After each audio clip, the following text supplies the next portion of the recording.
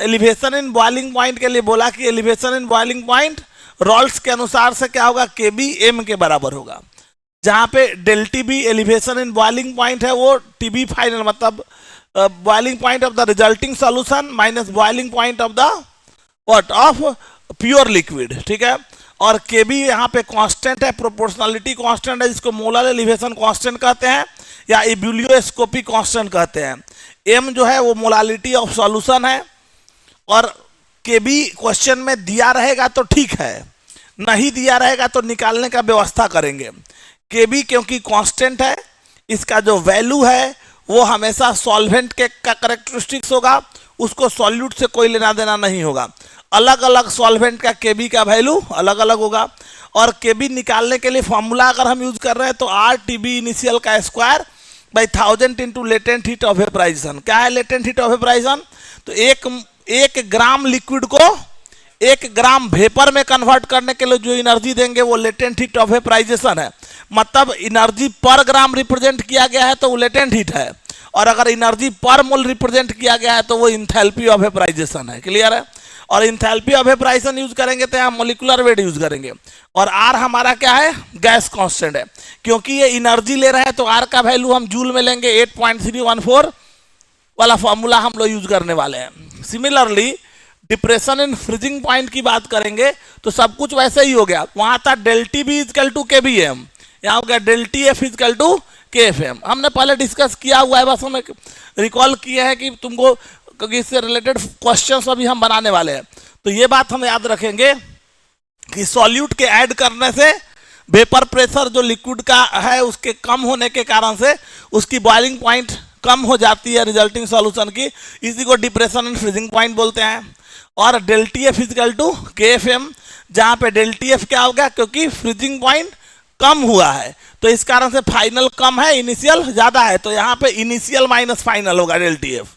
दोनों में अंतर है, यहाँ फाइनल माइनस इनिशियल, क्यों? क्योंकि फाइनल ज्यादा था, यहाँ इनिशियल ज्यादा, इनिशियल माइनस फाइनल। और ये क्या हो गया? डेल टी एफ क्या हो गया? वहां था मोलल एलिवेशन कांस्टेंट, यह है मोलल डिप्रेशन कांस्टेंट। बॉइलिंग को बोलते हैं इब्यूलियोस्कोपी और फ्रीजिंग को बोलते हैं क्रायोस्कोपी। तो इस कारण से इस कांस्टेंट को क्रायोस्कोपी कांस्टेंट भी बोलते हैं। इसका भी वैल्यू जो होगा वो सॉल्वेंट स्पेसिफिक होगा, मतलब सॉल्वेंट का कैरेक्टरिस्टिक्स होगा, मतलब अलग अलग सॉल्वेंट का केफ का वैल्यू अलग अलग होगा। क्लियर है? उसके बाद तुम्हारे पास जो होगा एम तो मोलालिटी है ही, केफ का यूनिट वही होगा क्या, ये टेम्परेचर है तो डिग्री सी, और ये हो गया मोलल। तो डिफरेंस टेम्परेचर डिफरेंस है तो डिग्री सी में लो चाहे कैल्विन में लो, डिफरेंस तो डिफरेंस ही रहेगा, डिफरेंस तो सेम ही ना आएगा।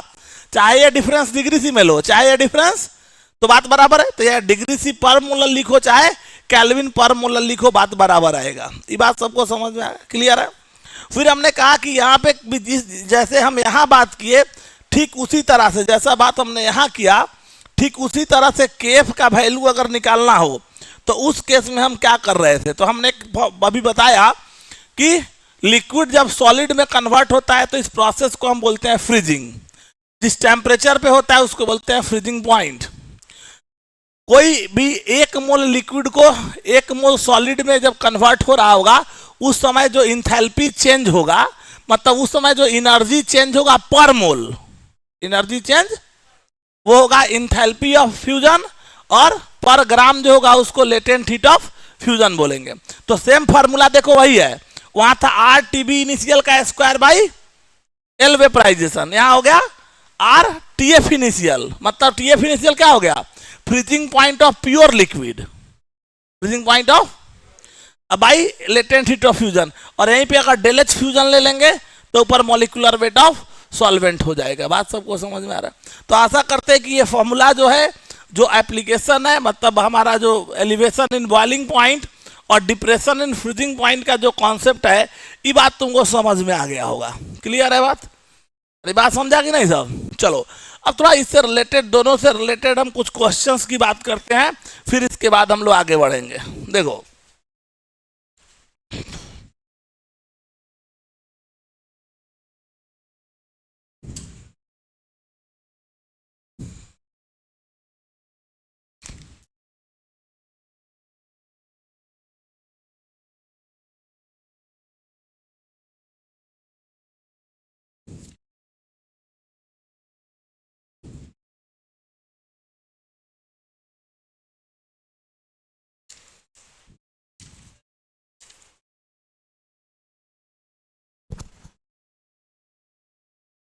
क्वेश्चन लिखोगे